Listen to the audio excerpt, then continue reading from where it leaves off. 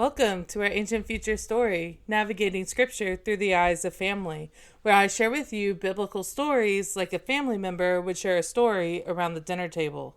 As children of God, we are a part of God's family, and His family story has a lot of history. Each week, we will take one story and talk about it, the cultural, historical, geographical, and sociological impacts. We will be looking at these stories from the perspective of our ancestors through the lens of ancient times in hopes of learning more about our family. This is our Ancient Future story.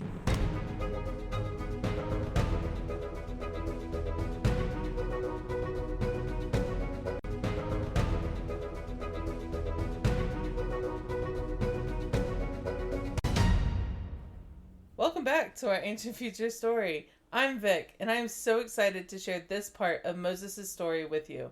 The plagues of Egypt is truly one of the most fascinating things I have ever studied, and I hope that through this episode you will see the grandeur that is Yahweh and how he approached, battled, and won against the Egyptian gods. When we left off last time, Moses and the Israelites were completely defeated because Pharaoh had increased their hard labor, and the spirit of the people was completely broken. And Moses felt like God had let him down. But Yahweh was just getting started. So, grab your cup of coffee or something to drink, and let's get ready to dive into the story of Moses.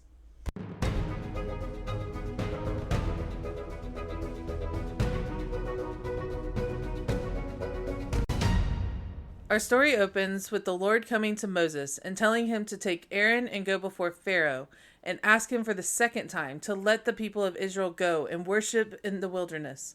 But God told Moses he would harden Pharaoh's heart and he would not let the people go, because God wanted the Egyptians to know that Yahweh is God, and they will acknowledge him as such when they see him pull Israel out from among them with his mighty right hand. So Moses did as the Lord had commanded, and he took Aaron and they went before Pharaoh. And when Pharaoh asked them to prove themselves, God told Moses to tell Aaron to throw down his staff in front of Pharaoh, and it became a serpent. When Pharaoh saw this, he called for his magicians and sorcerers, and they turned their staffs into serpents as well. But Aaron's staff ate the other serpents, but still Pharaoh's heart was hardened. Then the Lord said to Moses, "Go down to the Nile in the morning, when Pharaoh is coming down to the water. Stand on the bank of the Nile, and when you see Pharaoh, throw down your staff, and it will become a serpent.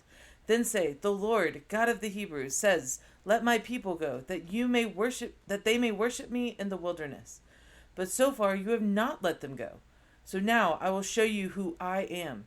My servant Moses will strike the Nile with his staff, and all the water in Egypt will become blood, and the fish in the Nile will die, and the Nile will stink." So in the sight of Pharaoh and all of his servants, Moses told Aaron to stretch his hand over the Nile and all the canals, ponds, and pools, and when Aaron struck the Nile, all the water in Egypt became blood. But the magicians and the sorcerers did the same, so Pharaoh turned and headed back inside the palace, for he did not take this sign to heart. But just as Yahweh had promised, all the fish in the Nile died, and the Nile stunk. 7 days passed. Then the Lord told Moses to go to Pharaoh and say, "Let my people go, that they may serve me. But since you refused, I will send a plague on your country with frogs. The frogs will come up out of the Nile and will fill your homes, beds, ovens, and bowls." Then the Lord said to Moses, "Tell Aaron, stretch your hand with your staff over the rivers and canals and ponds, and make frogs come up from the land of Egypt." So Aaron did as he was commanded, and frogs came up and covered Egypt. But the magicians and the sorcerers did the same. But this time Pharaoh asked Moses and Aaron to plead with their God to take away the frogs from Egypt, and he would let the Hebrews go. Moses said, "Tomorrow frogs will be cut off from Egypt and only be in the Nile, so that you, Pharaoh, will see that there is no one like Yahweh." So Moses and Aaron went out from Pharaoh, and Moses pleaded to the Lord, and Yahweh honored his request. And the next day all the frogs in Pharaoh's homes, courtyards, fields, all died where they were. So many that the people of Egypt created heaps of frog carcasses, and the land stunk. But when Pharaoh saw relief from the frogs, he hardened his heart and did not let the people go. Then the Lord said to Moses, "Tell Aaron to stretch out his hands and strike the dust of the earth." And when he did, all the dust of Egypt became gnats. Okay, pause. Hold on. I'm sorry. All the dust of Egypt? Yeah. all the dust of Egypt. And when the magicians tried to replicate this, they could not. In fact, they told Pharaoh, "This has to be the fingers of God." But Pharaoh hardened his heart and would not listen to them. Then the Lord said to Moses, "Rise up early in the morning and present yourself to Pharaoh as he's going down to the water. Say to him, 'Thus says the Lord, let my people go, that they may serve me. For if you refuse, I will send swarm of flies on you, your servants and your people. But I will separate the house of Egypt from the house of Israel, so that the swarm of flies will not be among the Hebrews. I will do this that you may know that I am Yahweh in the midst of the earth.'" Then the Lord did this, and the great swarm of flies entered the homes of Pharaoh and Egyptian people, and the land was ruined by the swarms of flies. Then Pharaoh called for Moses and Aaron again and said, "Go sacrifice to your God within the land." But Moses said, "We cannot do that, for it is an abomination to the Egyptians. We must go 3 days into the wilderness to worship our God." But Pharaoh said, "I will let you go worship, just don't go too far, only plead for me." Moses said, "Okay, I will plead for you, but don't cheat us again." So Moses pleaded with Yahweh, and the next day the flies were removed from Pharaoh, his servants, and all the Egyptians. Not one fly remained. But Pharaoh again hardened his heart and did not let the Israelites go. Then the Lord said to Moses, "Go to Pharaoh and say, 'Thus says Yahweh, God of the Hebrews, let my people go that they may worship me. But if you refuse, the hand of Yahweh will fall on you, and a plague will come upon your livestock in the fields. But I will make a distinction between the livestock of Egypt and the livestock of Israel, so that the plague will not harm the Israelite livestock.' And the next day all the livestock of Egyptians died, but not one of the livestock of Israel was harmed. But still the heart of Pharaoh was hardened, and he did not let the people go. Then the Lord said to Moses and Aaron, 'Take handfuls of soot from the kine, and let Moses throw them in the air in the sight of Pharaoh, and it will become a fine dust over the land of Egypt, and boils will break out on man and beast.' So Moses did as the Lord commanded, and the magicians could not stand before Moses because of their boils, for their boils came on the Egyptians.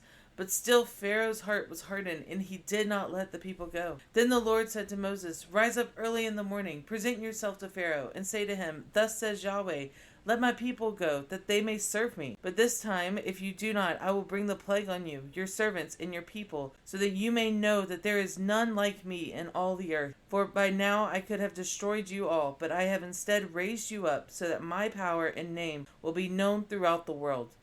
So because you have continued to exalt yourself, tomorrow I will bring hail on Egypt, a hailstorm so terrible that has never happened in Egypt until now. So that this is your warning. Bring in all your livestock and men into safe shelter, because anyone outside will die.'" Then all who feared the Lord among Pharaoh's servants hurried to get their slaves and livestock inside. But whoever did not pay attention to Yahweh's words left his slaves and livestock in the fields, and they perished. The land, plants, trees, crops, all were destroyed in the hailstorm. Only in Goshen there was no hail, for God had separated the Hebrews from the Egyptians. But then Pharaoh called for Moses and Aaron and said, "I have sinned against Yahweh. I am in the wrong. He is right. Plead with him, for we have had enough of his hail and thunder. I will let you go." Moses said to him, "I will go outside the city and stretch my hands to heaven, and the hailstorm will cease, so that you will know that earth belongs to Yahweh." So Moses stretched out his hands, and the hailstorm ceased. But when Pharaoh saw the storm, he stopped. He sinned again and hardened his heart, and he did not let the people of Israel go. Then the Lord said to Moses, "Go to Pharaoh, for I have hardened his heart, so that you, Moses, can tell your sons and grandsons how I dealt harshly with the Egyptians, and what signs I have done among them, so that you may know that I am Yahweh." Okay, pause. I love that Yahweh reminds Moses why he's doing these things. This is the 8th plague, and Moses has got to feel really defeated because God has not released them from Egypt yet. They're still in slavery. But Yahweh reminds him it's not about him. It's about Yahweh displaying his power against these Egyptian gods. So then Moses and Aaron went to see Pharaoh and said, "Thus says Yahweh, let the people of Israel go. But if you do not, tomorrow I will send locusts on your country, so many that they will cover the land of Egypt, and they will eat whatever is left after the hail, so that all the land of Egypt will be in ruin. This will be a plague like nothing your fathers or your grandfathers have seen from the day they came to the earth until now." Historical fun fact. Egyptians believed they had been around for hundreds of thousands of years, so no plague like this from basically the start of humanity, which is a crazy statement, but Yahweh makes it so. Then Moses and Aaron left the presence of Pharaoh. Then Pharaoh's servants turned to him and said, "How long shall this man torment us? Just let them go. Don't you understand? Egypt is in ruin?" So Pharaoh called Moses and Aaron back and said, "Okay, who do you need to go with you to worship?" And Moses said, "Everyone. Our young and our old, our daughters and our sons, all our flocks and herds, for we must hold a feast for our God." Pharaoh retorts, "Yahweh be with you if I let your little ones go." Okay, pause. Pharaoh is swearing by Yahweh now? What is happening? But anyway, Pharaoh again refuses to let the people go because he fears they have an evil intent, and he drives Moses and Aaron out of his sight. So the Lord tells Moses to stretch his hands over all of Egypt, and a great wind from the east came in and brought locusts on all the land. A great swarm of locusts over the whole land, like there had never been before and will never be again. The swarm was so great that the whole land was darkened, and the locusts ate everything left in Egypt. And the land of Egypt was in complete ruin. Pharaoh then hastily called Moses and Aaron and said, "I have sinned against Yahweh and against you. Now forgive me for my sin, and please plead with Yahweh for me, only to remove this death from me." So Moses went out and pleaded with Yahweh, and the Lord turned the wind into a very strong west wind, and drove all the locusts into the Red Sea. Not a single locust remained in Egypt. But still Pharaoh's heart was hardened, and he did not let Israel go. Then the Lord said to Moses, "Stretch out your hand toward heaven, and that there may be darkness over the land of Egypt, a darkness that can be felt." So Moses stretched his hand toward heaven, and pitch darkness fell on the land for 3 days. The Egyptians could not see one another, but all the people of Israel had light wherever they went. Then Pharaoh called Moses and said, "Go serve Yahweh. Take your little ones with you. Only leave your livestock behind." But Moses said, "You must let us have sacrifices for burnt offerings, that we may sacrifice to our God. Our livestock must go with us. We cannot leave anything behind." But the Lord hardened Pharaoh's heart, and he did not let them go. Then Pharaoh said to them, "Get away from me. Take care never to see my face again, for on this day you will see my face, you will die." And Moses said, "As you wish," and he left out of his sight. Then the Lord came to Moses and said, "One more plague I will bring on Egypt, and after this one he will let you go. Speak now to all the Israelites that they ask their Egyptian neighbors for gold, silver, jewelry." And the Lord gave the people favor in the sight of the Egyptians, and Moses' fame grew throughout Egypt. Then Moses said, "Thus says Yahweh, at midnight the firstborn in the land of Egypt shall die, from Pharaoh who sits on the throne to the slave girl behind the handmill, and all the firstborn cattle. There will be a great cry across Egypt, such that there has never been before and will never be again. Then Pharaoh will drive us out." Moses and Aaron did all the wonders before Pharaoh, but he did not let them go. Then, at midnight, just as Yahweh had promised, the angel of death passed over Egypt, and all the firstborn sons in Egypt, from the throne of Pharaoh to the servant girl, all of the firstborns perished. And Pharaoh rose in the middle of the night, he and his servants and all the people of Egypt, and there was a great cry in Egypt, because there was not a household without someone dead. Then Pharaoh summoned Moses and Aaron and said to them, "Get out from among my people, both you and your people and your livestock and your flocks. Go and be gone." So Moses and Aaron and all the people of Israel fled Egypt. And that is where our story ends for today. Yahweh successfully proving his power over the Egyptian gods, and the first step at rescuing his people out of Egypt.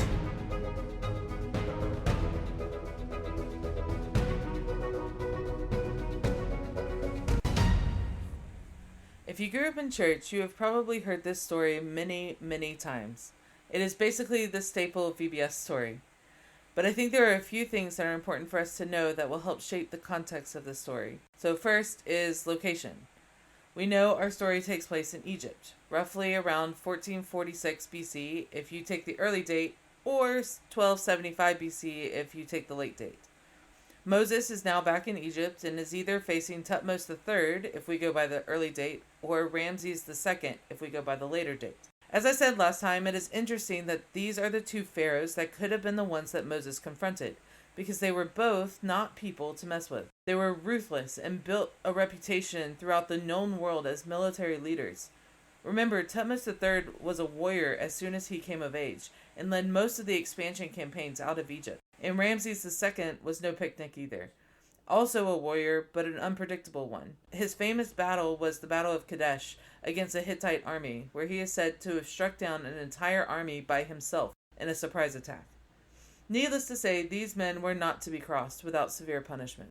As for Moses' relationship with them, we said last time that Tutmos III very likely grew up with Moses in the palace, whereas Ramses II and Moses did not know each other at all. And it's interesting reading these interactions with these relationships in mind. Facing your half-brother is a lot more difficult than facing a complete stranger. The next main point I want to cover are the 10 plagues. We will take them one at a time and go through all 10, because they are each unique, specific, and intentional.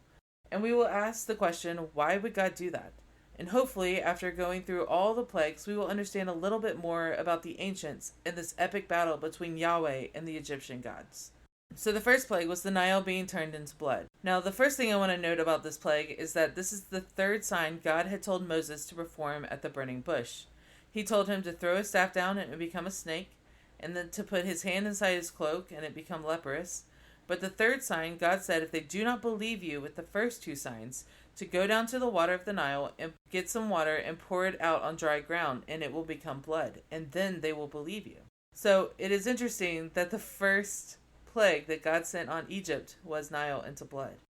But it is also important to note that in the Nile there is an algae that is known to have turned the Nile blood red. And this algae is known to be pretty toxic.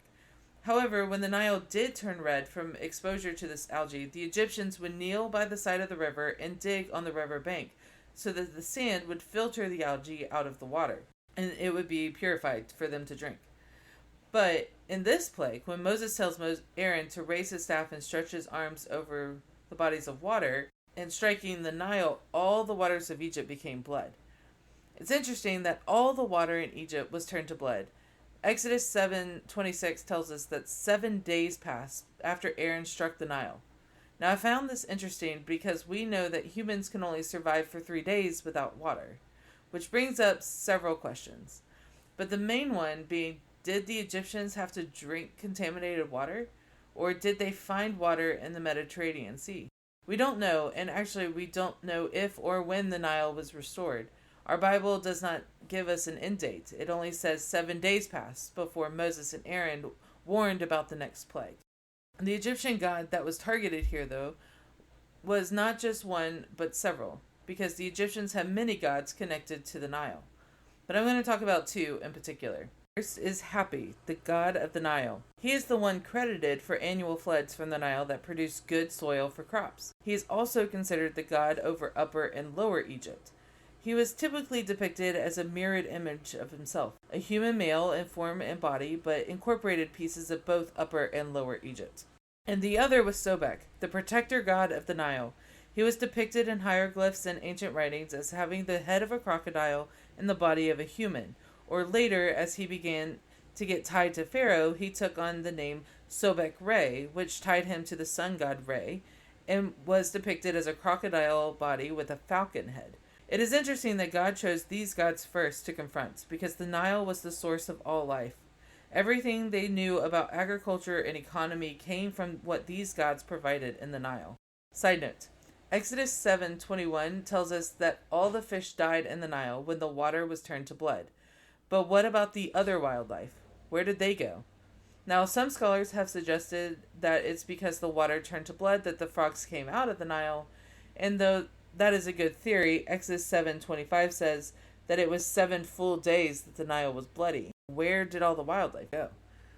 But let's hold that question for a little bit. The second plague was frogs. Exodus 8 starts with God telling Moses to tell Aaron to stretch his hands over all the waters of Egypt, and the frogs came up out of the waters and were everywhere. Inside people's homes, in the palace, in pools, in bowls, everywhere. But the magicians were able to produce frogs as well. But Pharaoh called for Moses and Aaron to get rid of the frogs, and all the frogs died where they were. In homes, courtyards, fields, wherever they were, they just died. And they gathered their carcasses in heaps. Like, let's picture that for a minute. The amount of frogs that covered all of Egypt, they just died on the spot. And then now they have heaps of carcasses. No wonder the land stunk. So, which Egyptian god was frogs? Hecate is the goddess of fertility and birth and the symbol of future generations. She's depicted with a frog head and a body of a human woman. Also, frog gods were some of the oldest gods in ancient Egyptian world. They are thought to have been instrumental in the creation of the world. In fact, she is credited for literally breathing life into the first human. So, which brings us to the third plague, gnats. Exodus 8 says that at Moses' word, Aaron struck the sand and all the dust of Egypt became gnats. All the dust of Egypt. That's insane. In case you forgot, Egypt is a sandy desert that is in no short supply of dust. We have to imagine it like the Dust Bowl in the 1930s in the Midwest here in the US, where huge dust storms swept across the land. It was so much that people could not get away from it. It was in their homes, in their lungs. So picture that, but instead of dust, it being gnats. The ancient god Jeb was the god of the earth, and also very instrumental in the Egyptian creation story, as he is literally depicted as laying down under the gods of air and sky. Jeb was associated with good soil and agriculture, and therefore life itself. I think it's interesting to note that the magicians could not replicate this plague. In fact, they even tell Pharaoh this is the finger of God. The next plague is a little tricky because it has been debated over and over again. And it's debated because of this little Hebrew word, arov, which can be translated, as our Bibles do, as flies, but could also be translated as stinging insects like mosquitoes or hornets, or it could be translated as wild beast like lions. There have been some debate over this, so I'm going to give you both sides and let you decide.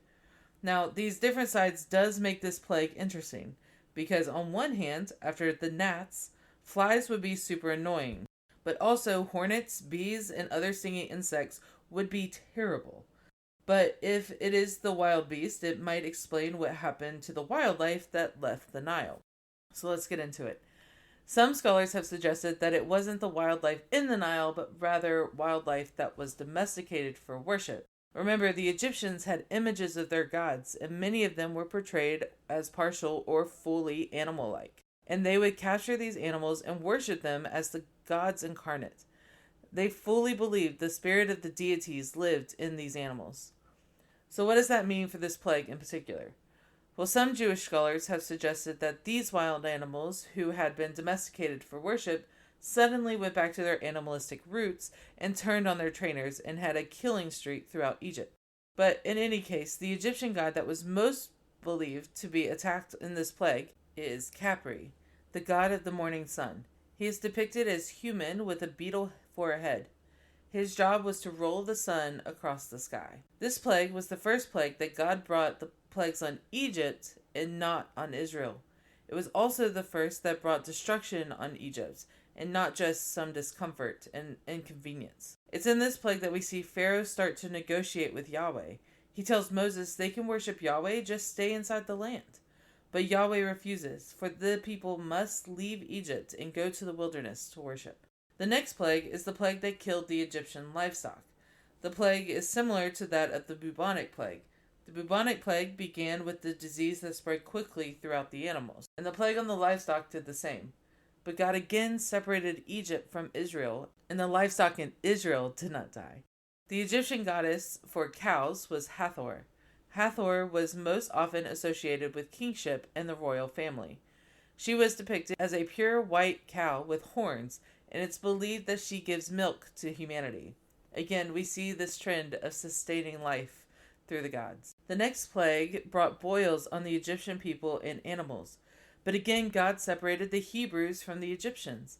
I have long since said this was the worst plague. The pain that the Egyptians were in is immeasurable at this point. Some have argued that the boils came from the influx of bugs from the previous plagues. But regardless of how they got there, boils were very dangerous at this time. because infection could spread and people and animals could and did die. This goddess that was attacked here was Isis, the goddess of healing. She was the primary deity for death and sickness because it was believed that she had magical healing power. She was used exclusively by the kings and the royal family. Which brings us to the next plague, brought hail to the desert of Egypt. Outside of just being an environmental anomaly, the devastation this would have brought is insurmountable. The likelihood that an Egyptian had seen hail before was so low that many of them and their animals were killed by being hit by it. They didn't know to take cover. This goddess was Nut, the goddess of the sky. She is usually depicted as stretched out across the expanse of the sky above Jeb, the god of the earth. She is most often referred to as the separation between heaven and earth, but she is also the goddess of the cosmos, the stars, and astronomy. The next plague is locusts, and this is the final straw for the land of Egypt. The locusts came into Egypt in such large amounts that they covered the land completely. You could not see the land, and they ate everything that was left behind from the hail. So now the land is completely and totally bare. This is the first plague that God tells Pharaoh will be told for generations. Nothing like this has ever been or will ever be again. Complete and total devastation. And which god is challenged with this plague? Well, that would be Seth, or Set, the god of the sky, the counterpart to Nut, but probably more famously, the god of storms. Mostly worshipped in the Nile Delta, but not too far from the Israelite camps. He was mostly correlated with Baal of Canaan. And you're like, that's interesting. Isn't it interesting that when Israel is freed from Egypt and they go into the desert and the wilderness, that the god that they create for themselves is Baal, the storm god? Likely because of all this influence of being around Seth for all those years. Now for the plague of darkness. This plague leads the people of Egypt into complete and utter darkness. Our story describes it as a darkness that could be felt, and not just like a total solar eclipse that lasted only a few minutes. This was 3 days of complete and total darkness. We now know medically that if humans are not exposed to light, their internal clock will get out of sync and the human body will begin to deteriorate. Slowly, but we will still deteriorate. But again, we see God separate Egypt from Israel because the Hebrews had light wherever they went. The Egyptians could look out toward Goshen, and in the distance they would see little lights. This Egyptian god was the biggest one of all, Re, the sun god, or probably better known as the creator god. He is said to be the father of creation. He is usually depicted as a man with a hawk head. He is also one of the highest esteemed gods. So when Yahweh brings darkness all around them, it is clear a direct attack on Re. The last plague may be the cruelest one of them all, but it is also the final straw for humanity. To lose the thing they value most, the one thing that holds their legacy, their child. The death of the firstborn son did not escape anyone in Egypt, man or beast. Only those who killed the lamb and put the blood on the doorpost were saved. And when the angel of death passed over Egypt, this included everyone from the lowest servants to Pharaoh himself. But what Egyptian god was being attacked here? And the answer is Pharaoh himself. Pharaoh was considered to be a god incarnate. Each pharaoh had their deity, who they were named after, and who was believed they were representing to the people. So for Thutmose III, this was the god Thoth. Thutmose literally means born of Thoth. Now, Thoth was the god of writing and communication. He was the creator of language and acted as a scribe. He was the representative of the sun god Re. Thoth usually depicted as a man with ibis as a head. An ibis is like a wading bird. It's in the same family as the spoonbill. And I find it interesting that the last plague, Yahweh took down Thoth, the god of communication and writing. However, Ramses II claimed to be the incarnate of Re. His name literally means born of Re.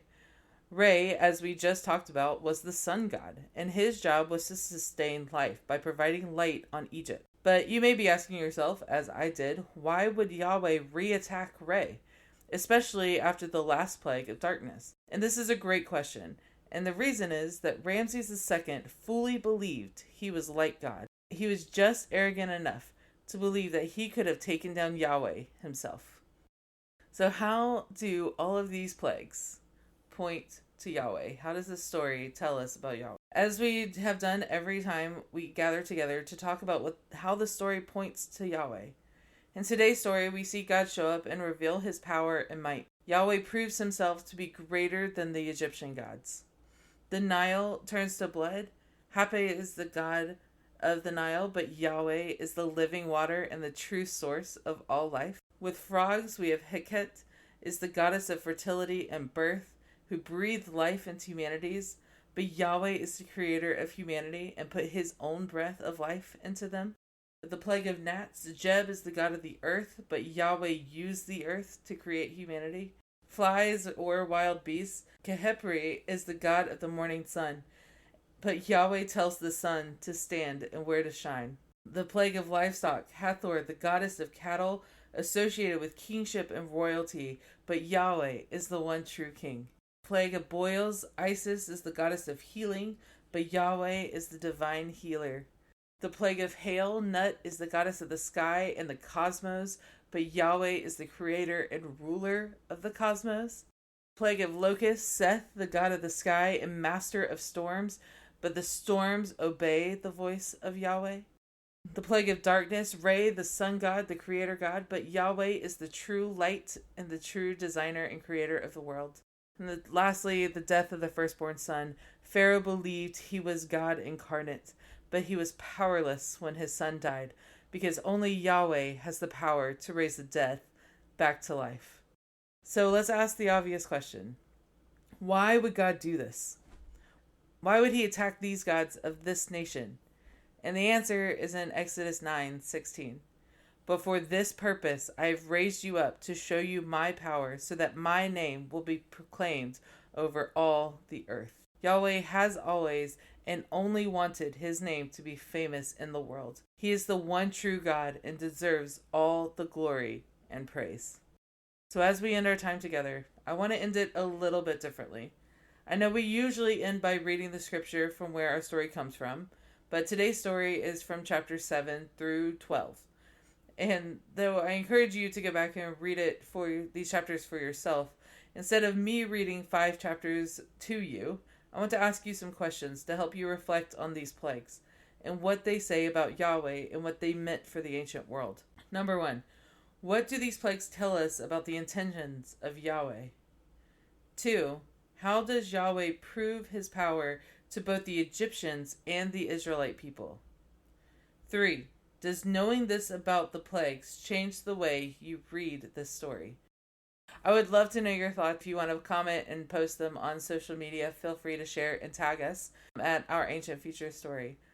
But next week, we will start our Passover series, and we will talk about the importance of Passover and the significance of Passover, especially next week as it is actually Passover. My family has celebrated Passover for the last 20 years, and it has taught me so much about this story in Egypt, and I am so excited to share it with you. So I hope to see you next time.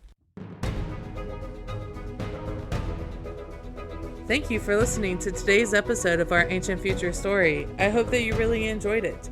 This episode was written by me, Vic Harmon. Music is Embarking on an Adventure by Evan McDonald. Please support the show by subscribing and rating us. And if you want to know more or grow deeper, check out our website at ourancientfuturestory.com. See you next time. Bye!